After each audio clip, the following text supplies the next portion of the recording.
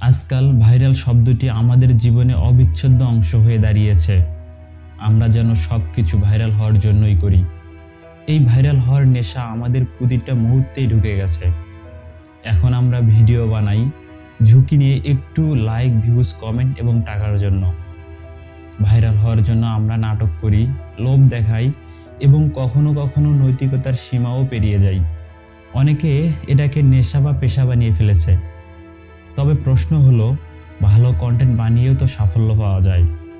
কিন্তু এই যে ভালো কন্টেন্ট বানাতে হলে পরিশ্রম করতে হয়, গবেষণা করতে হয়। কিন্তু আমরা তো সহজ পথটাই বেছে নিই। কারণ ভাইরাল হওয়া এখন আমাদের ব্রেনে একরকম নেশার মতো হয়ে গেছে। আজকাল বিতর্কিত বিষয় নিয়ে ভিডিও বানানো যেন মূল লক্ষ্য হয়ে দাঁড়িয়েছে। একটা ক্যামেরা, একটা মাইক আর কয়েক কেজি মান সম্মান বাজি রেখে ভিডিও বানালেই হলো। দিন শেষে যদি